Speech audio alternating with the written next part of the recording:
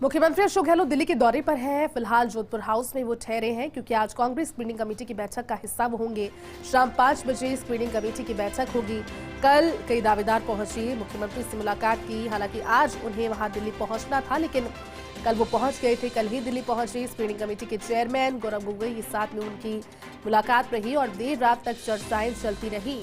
RTDC chairman Dharmendra Rathore भी साथ पहुंचे और इस तरह से वो हॉट सीट जो कि अब तक डिक्लेयर नहीं हो पाई है, अब तक उन पर स्पष्टीकरण भी नहीं दिया गया है, क्योंकि पहली 3 जो सूचियां हैं उन सूचियों के अंदर जो नाम है वो काफी ऑब्वियस नाम है, उसमें बहुत ज्यादा ब्रेव सूची उसे कहा नहीं जा सकता। हालांकि चौथी सूची पर कयास लगाए जा रहे हैं कि हो सकता है कि कुछ चौंकाने वाले नाम हो और हो सकता है ये सूची बड़ी हो। इंतजार सभी को सूची का।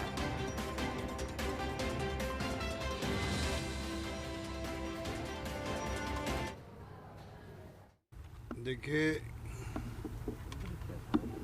ईडी का दुरुपयोग बहुत चिंताजनक है, क्योंकि ईडी, इनकम टैक्स, सीबीआई ये हमारी प्रीमियर एजेंसी हैं।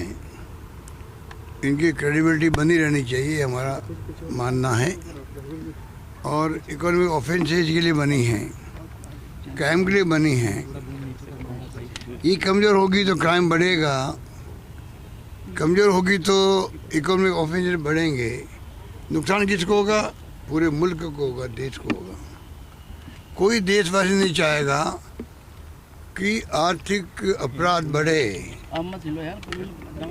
आर्थिक अपराध बढ़े। कोई नहीं चाहेगा क्राइम बढ़े। इतनी ये एजेंसी हैं।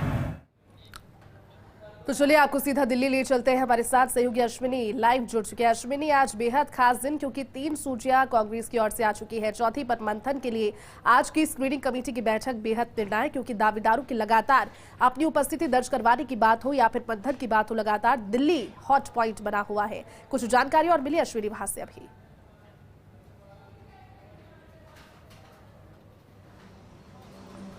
जयती, सबसे बड़ी बात है कि आज स्क्रीनिंग कमेटी की बैठक होनी है। शाम 5 बजे 15 GRG पर यह बैठक होगी।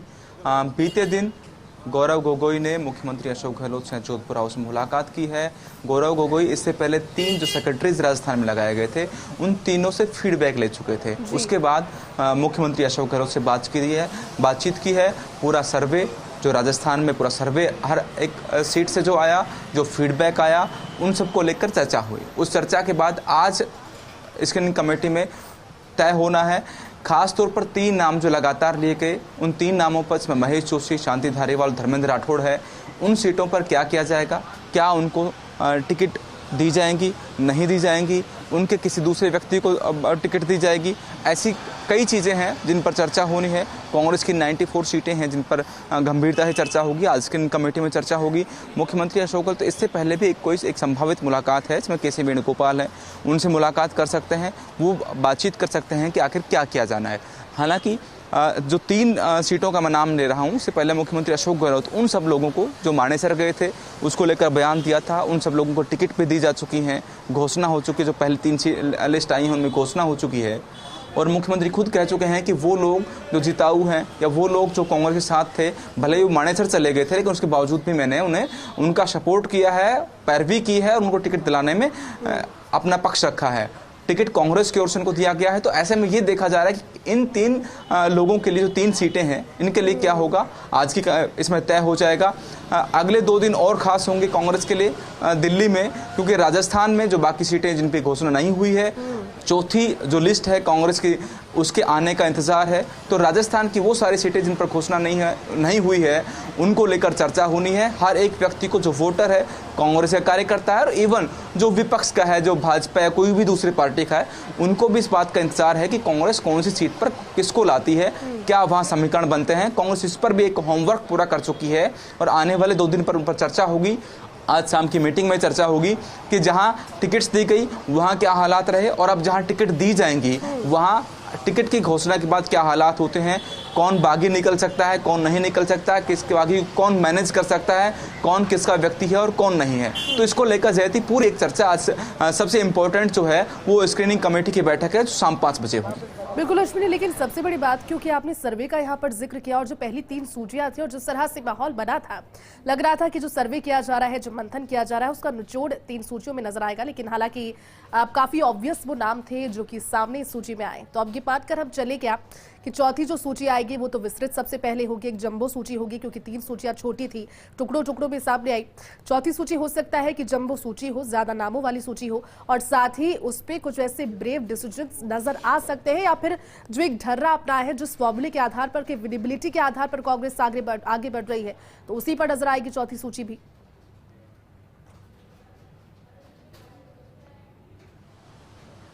हाँ देखिए जयती, शुरू में ही कांग्रेस में 106 नामों पर मोहर लगी थी कि 106 नाम है, उनकी सूची जारी होगी, वो नाम बाहर आएंगे और वो लोग चुनाव की तैयारी शुरू कर देंगे। अपने कार्यालय खोलेंगे, विधानसभा में जाएंगे, गांव में घूमेंगे, प्लानिंग करेंगे, और इवन जो स्टार प्रचारक होंगे राजस्थान में कांग्रेस के, उनके प्लानिंग तय होगी कि किसकी मीटिंग कहाँ होगी, कौन किस इलाके में आएगा, किस विधानसभा में आएगा, और वो एक विधानसभा कितनी और विधानसभाओं की इफेक्ट करके वहाँ और लोगों को लाकर सुनाया जा सकता है, और बड़े नेता की मीटिंग अटेंड कराई जा सकती है। जैसे प्रियंका गांधी की 3 मीटिंग पहले हो चुकी हैं। इसके बाद राहुल गांधी, खड़गे और दूसरे जो कांग्रेस के नेता हैं वो आने हैं, लेकिन वो 106 नाम अब तक भी पूरे नहीं आ सके हैं। कांग्रेस की टुकड़ों में लिस्ट आई है। अब ये उम्मीद है कि समय कम बचेगा, क्योंकि अब अगर कांग्रेस जो है एक साथ लिस्ट भी जारी करती है तो बहुत कम समय बचा है, और अगर जितनी देरी होगी उतनी समय प्रचार का प्रत्याशी को कम मिलेगा। तो ये कांग्रेस के लिए जरूरी है, और जो कांग्रेस के नेता ये कह रहे हैं कि चूंकि जल्दी चुनाव मैदान में उतरने के लिए, आमने सामने उतरने के लिए टिकटों की घोषणा हो, ताकि प्रत्याशी जाए, चुनाव प्रचार में लगे और अपने आप को मजबूत करे, क्योंकि 20 दिन चुनाव प्रचार में मिलते हैं। तो कई जगह विधानसभा इतनी बड़ी है कि हर गांव में पहुंचना, मीटिंग्स करना बड़ा मुश्किल होता है प्रत्याशी के लिए। तो ये एक बड़ी बात है कि लेट हो रही है सूची। हालांकि भाजपा, कांग्रेस इस मामले में माइलेज लिया हुआ है, लेकिन भाजपा के पास भी सारी जो सूचियां हैं वो भी जारी नहीं। अशोक गहलोत को आज पहुंचना था दिल्ली, लेकिन उन्होंने लीड लेते हुए एक दिन पहले का समय चुना, शाम में ही पहुंच गए। उसके बाद में गौरव गोगोई के साथ में देर रात तक वो मंत्रणा करते रहे। हो सकता है कि जहां पर पेच फंस रहा, और होगा भी यही कि जहां पर डाइसी लग रहा है मामला, वहां पर वो पूरा मंथन करके मेक श्योर करना चाहते हैं, क्योंकि दावेदार उनके साथ में पहुंचे हैं। दावेदारों की शिकन भी खत्म होगी। अब अगले 2 से 3 दिन काफी निर्णायक है इस संबंध में। अश्विनी, क्या कहेंगे?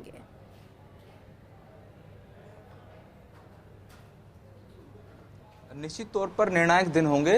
3 दिन जो है वो निर्णायक हैं कांग्रेस के लिए, और लगातार जिस तरह मुख्यमंत्री कह रहे हैं कि वो सरकार जो राजस्थान में रिपीट कर रहे हैं, तो रिपीट कर रहे हैं, तो वो ये चाहते हैं कि कहीं भी कोई एक ऐसा लक्षण नहीं हो कि उनके प्रत्याशी हार जाए, या गलत प्रत्याशी को टिकट चला जाए, या उसका विरोध हो जाए और उसे टिकट खो दें। तो वो ये नहीं चाहते। 26 तारीख को स्क्रीनिंग कमेटी की बैठक होनी थी, आज 29 तारीख है, और आज भी इवनिंग में मीटिंग होनी है। तो 3 दिन तो साफ तौर पर यही लेट हो रहे हैं। तो ये कह सकते हैं कि कांग्रेस जो है होमवर्क कर रही है, और ये मीटिंग जो है कहीं ना कहीं जो देरी का कारण है, ये होमवर्क के कारण होगा कि कैसे स्क्रीनिंग कमेटी में नाम तय किए जाए। जो नाम छूट गए हैं, सर्वे में छूट गए हैं, एक लास्ट में ये भी तय किया गया था, मुख्यमंत्री ने कई नेताओं को जो लगातार उनके पास टिकट मांगने चाह रहे थे, अपना पक्ष रख रहे थे, उनको मुख्यमंत्री ने यह भी कहा था कि अभी आखिरी सर्वे चल रहा है, मैं खुद सर्वे करा रहा हूं, पार्टी सर्वे करा रही है, उसमें आप अपना नाम भिजवाइए, आप अपने इलाके में रहिए, देखिए, अगर नाम आता है तो आपका नाम कंसिडर किया जाएगा। में अपने इलाकों में, अपने कॉन्स्टिट्यूंसीज में एक्टिव दिखे, उसका सबसे बड़ा कारण था कि कैसे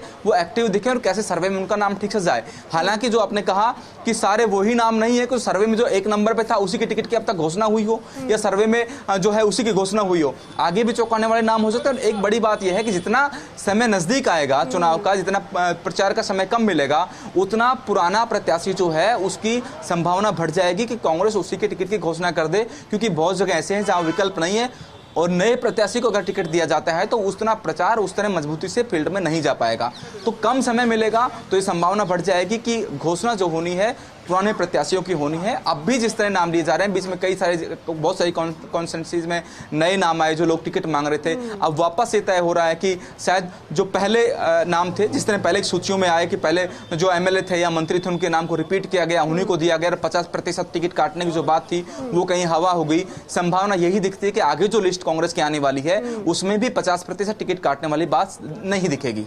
अश्विनी, एक काफी इंपॉर्टेंट बात आपने अभी कही भी, और इस चीज को लेकर के काफी कयास भी है, राजनीतिक विश्लेषक कह भी रहे हैं कि सबसे बड़ी चीज जो है वो कि 106 नामों पर पहले स्वीकृति हो जाना, फिर टुकड़ों टुकड़ों में आना, ये सबसे बड़ी बात इसी चीज को दर्शाती है कि कहीं ना कहीं कुछ एक ऐसी सीट्स है जहां पर विकल्प की कमी कांग्रेस को आज भी दिखाई दे रही है। हालांकि सर्वेस किए गए हैं, बाकायदा लोगों के साथ में जाकर टीमों के जरिए लोगों से मंथन भी किया गया, लेकिन फिर भी विकल्पों की कमी कहीं ना कहीं एक कारण हो रही है। लेकिन अब चूंकि भारतीय जनता पार्टी मनोवैज्ञानिक तौर पर एक लीड ले चुकी है कि प्रत्याशियों को जल्दी उतारना, प्रत्याशियों में बदलाव करना, ब्रीफ सूची जारी करना, तो कांग्रेस को भी उस विकल्प की कमी नहीं होने के फैक्टर से आगे बढ़ना होगा। अश्विनी, आप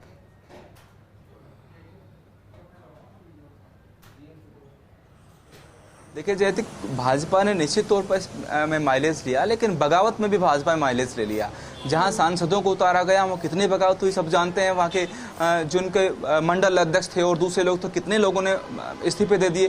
कांग्रेस ने इस बात से भी सीखा, और जो बात कांग्रेस के अलावा दिल्ली की मीटिंग्स में हो रही है उसमें यह भी है कि भाजपा ने जिस तरह टिकट्स दिए उसमें जो बगावत हुई, कांग्रेस ने जिस तरह से टिकट दिए उसमें कम बगावत हुई। तो एक स्ट्रेटेजी रहती है पार्टी की कहीं ना कहीं कि कम बगावत होनी चाहिए। अगर एक साथ सारे टिकट दिए जाते हैं और सब जगह बगावत शुरू होती है तो पूरा माहौल बनता है स्टेट भर में कि कांग्रेस की खिलाफत हो रही है, या फिर भाजपा एक साथ टिकट देती है तो ये होता है कि भाजपा की खिलाफत हो रही है, क्योंकि सब जगह बगावत होती है। हर एक विधानसभा 200 विधानसभाएं हैं, हर जगह एक से ज्यादा लोग टिकट मांगते हैं, और बहुत जगह ऐसे भी टिकट के आकांक्षी लोग होते हैं कि वहाँ ये तय ही नहीं कर पाती कई बार पार्टी की कौन को दिया जाए और कौन आसानी से जीत जाएगा। और बहुत जगह सिंगल नाम होते हैं या एक दो नाम ही होते हैं, हिसाब तौर पर ये होता है कि उन्हीं को टिकट दिया जाएगा और कोई विकल्प नहीं है। कई सारी टिकटें ऐसी भी हैं जिसमें विकल्प नजर नहीं आता कांग्रेस को भी कि हम किसी को दें तो दूसरे व्यक्ति को किसको टिकट दें। कई मुस्लिम सीटें ऐसी हैं जहाँ पर कांग्रेस को लगता है कि वहाँ पे पोलराइजेशन नहीं होना चाहिए, वहाँ उस व्यक्ति को टिकट दिया जाए जो हिंदू वोटों को भी अपने साथ ला सके,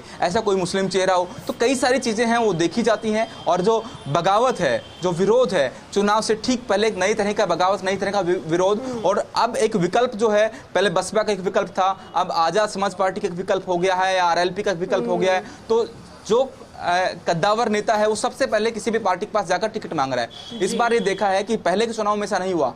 इस बार जैसे टिकटों की घोषणा शुरू हुई है वैसे ही बगावतियों की घोषणा शुरू हो गई है, दूसरी पार्टियों की टिकटों की घोषणा शुरू हो गई है। पार्टी के लोग खूब कद्दावर नेता है, लेकिन इस बार बगावत करने वालों की संख्या ज्यादा है, इसलिए कांग्रेस भी कोशिश कर रही है कि जब वो टिकट की घोषणा करे तो बगावत नहीं करे और बगावत करने वालों की लिस्ट नहीं हो। धीरज गुजर जो है वो अभी यहाँ से गुजर रहे हैं। धीरज गुजर जोधपुर हाउस से बाहर निकल रहे हैं जी। आज मीटिंग होनी है। धीरज जी, किस तरह हाउस में मुलाकात की है, क्या कुछ बातचीत हुई और क्या आश्वासन मिला है? नहीं, देखिए, राजस्थान के अंदर हम लोग सरकार वापस बनाने जा रहे हैं और उस सरकार के पक्ष में अच्छे से अच्छे लोगों को टिकट मिल पाए और सबसे फीडबैक लेकर पार्टी के निर्णय गहलोत साहब करना चाहते हैं। इसीलिए राजस्थान से जुड़े हुए सभी लोगों को बुलाकर उनसे पूरे प्रदेश के बारे में चर्चा कर रहे हैं। मैं आपको इतना दावा कर सकता हूं कि राजस्थान कांग्रेस में स्पष्ट बहुमत से सरकार कांग्रेस पार्टी राजस्थान में स्पष्ट बहुमत से सरकार बनाने जा रही है। ये जो लिस्ट आनी है, अब क्या जंबो लिस्ट आएगी या छोटी लिस्ट आएगी, किस तरह? देखिए, आज स्क्रीनिंग की बैठक होगी। स्क्रीनिंग की बैठक के बाद में रोज डे बाई डे आप लोगों की इस बारे में जानकारी मिलती रहेगी।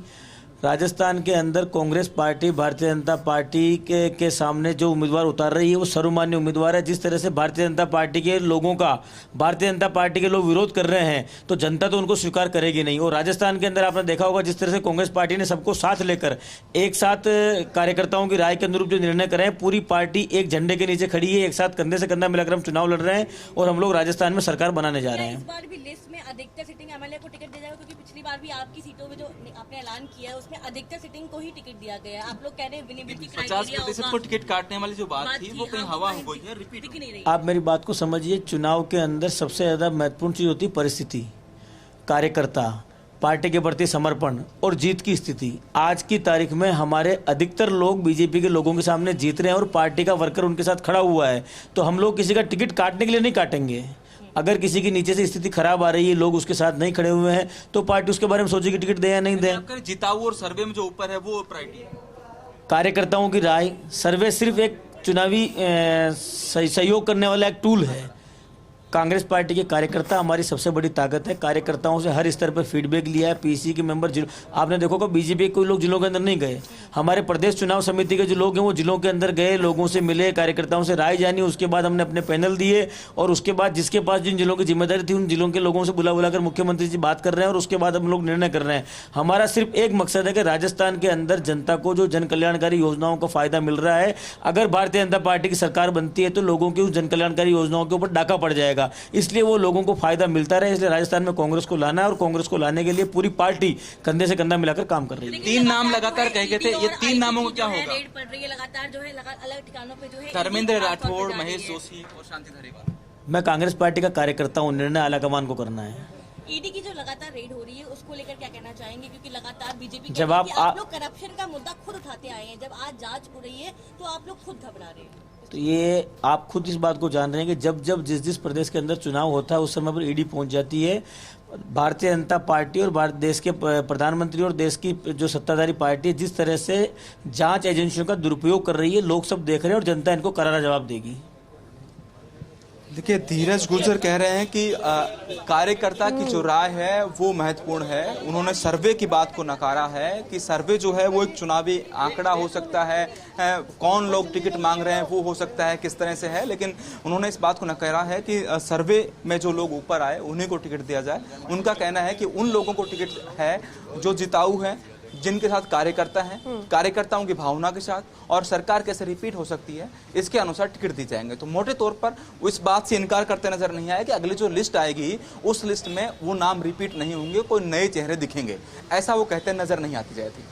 बिल्कुल अश्विनी, और एक काफी महत्वपूर्ण बात उन्होंने कही, उनके कई सवाल निकलते हैं। उन्होंने कहा कि आलाकमान को निर्देश देने हैं, सभी मानेंगे, और सबसे बड़ा मुद्दा ये है कि जो योजनाएं चल रही है वो योजनाएं गर्त में ना चले जाए जब भारतीय जनता पार्टी की सरकार आए, और इस डर की वजह से कार्यकर्ता कोई बगावत भी नहीं कर रहे। लेकिन बगावत के स्वरों के अलावा अश्विनी, आपने एक सवाल महत्वपूर्ण पूछा, आपने 3 सीटों को लेकर उनसे सवाल पूछा। हालांकि इन 3 सीटों को लेकर के सभी के जहन में सवाल है, खुद जो दावेदार है वो भी इस चीज को लेकर आशंकित है और इसलिए कल पहुंचे। कल कौन कौन वहां पर पहुंचा था, कल किस तरह से बातचीत हुई, उसकी कोई अपडेट लग पाई, और सुबह से कोई हलचल इन 3 सीटों के दावेदारों की वहां पर नजर आई क्या अभी तक अश्विनी?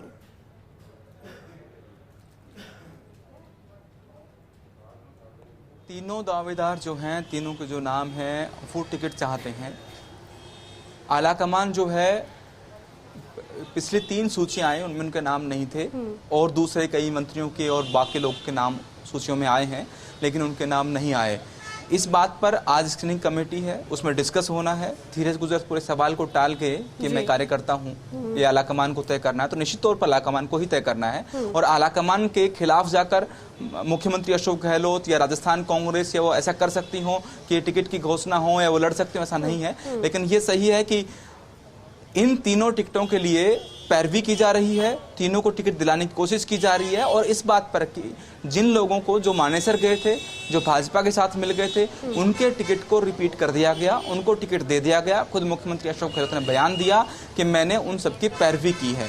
जब उनकी पैरवी की है, उनको टिकट दे दिया गया, तो फिर इन 3 लोगों को टिकट क्यों नहीं दिया गया? इन 3 लोगों के मामले में एक कमेटी बनाई गई थी, उस कमेटी को लेकर भी चर्चा है कि उसका फीडबैक भी लिया जा रहा है या लिया गया है कि उस कमेटी का क्या मानना है, क्योंकि कमेटी ने आगे बहुत सारी चीजें मीडिया में उस कमेटी खबरें नहीं आ पाई थी, क्या उन्होंने तय किया क्या नहीं किया। नोटिस देने के बाद बहुत सारी चीजें सामने नहीं आई थी, तो वो भी एक तय किया जा रहा है कमेटी क्या मानती है। तो संभावना ये है कि उन तीनों को ही टिकट रिपीट करने की पैरवी है। जी ठीक है अश्विनी, आप नजर बनाए रखिएगा, आगे भी अपडेट आपसे लेते रहेंगे क्योंकि दिन की महत्वपूर्ण खबर है। फिलहाल शुक्रिया पूरी जानकारी के लिए। रुक रहे हैं